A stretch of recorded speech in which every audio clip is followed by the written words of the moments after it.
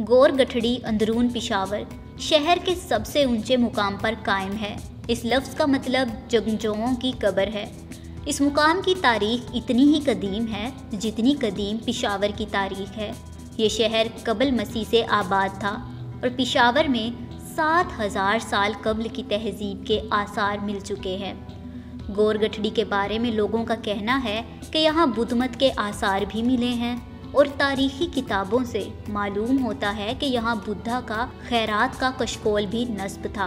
बुद्ध मत के अलावा यहाँ कदीम हिंदू तहजीब के आसार भी मिले हैं। यहाँ मुख्तलिफ तहजीबों के लोग आबाद रहे और मुग़ल दौर में इस जगह पर हुक्मरानों की तवज्जो रही। मुग़ल बादशाह ज़हीरुद्दीन बाबर ने अपनी सवाना उमरी बाबरनामा में लिखा है कि 17 नवंबर 1525 को मैंने ये सोचकर अपना काफ़िला बढ़ाया कि क्यों ना हिंदुस्तान को फतह किया जाए। पिशावर पहुंचने पर बाबर ने भी गौर गठड़ी का दौरा किया। उन्होंने लिखा कि दुनिया में कहीं भी इबादत गुजारों की इतनी तारीख और तंग चिला गाहें नहीं होंगी जो यहाँ गौर गठड़ी की सूरत में पाई जाती है। दरवाजे से दाखिल होने के बाद जब सीढ़ियों से 1 या 2 कदम नीचे उतरते हैं तो आपको पहले झुककर फिर रेंग कर आगे बढ़ना पड़ता है। यहाँ आप बग़ैर किसी रोशनी के अंदर नहीं जा सकते।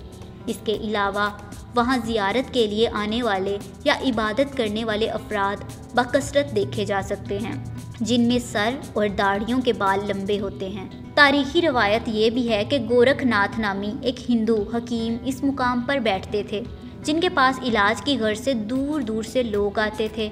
यहाँ एक मंदिर भी गोरखनाथ के नाम से कायम था और बाज़ मुकामी रवायतों के मुताबिक गौर गठड़ी का नाम हकीम गोरखनाथ की वजह से पड़ा। गौर गठड़ी में दाखिले के 2 बड़े गेट हैं। इन 2 दरवाज़ों की वजह से जहाँ आरा की सराय को सराय 2 दर भी कहा जाता है।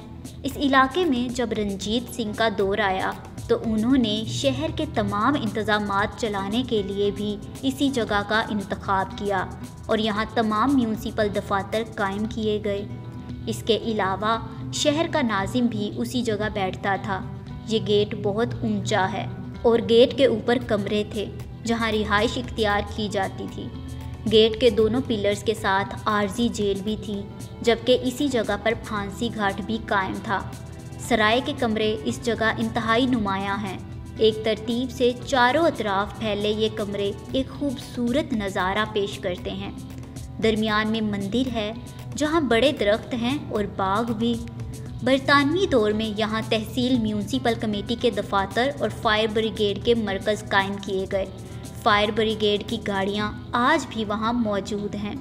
सन 2000 के बाद यहाँ टूरिज़म के फ़रोग़ और आसार कदीमा के तहफ़्फ़ुज़ के लिए एक 10 साला मंसूबा शुरू किया गया था जिसमें इन इमारतों और दीगर आसार कदीमा को महफूज करना था। सराय के इन कमरों को दुकानों में तब्दील किया गया और यहाँ रवायती दस्तकारी और कल्चरल अशिया के हुनरमंदों को मदऊ किया गया।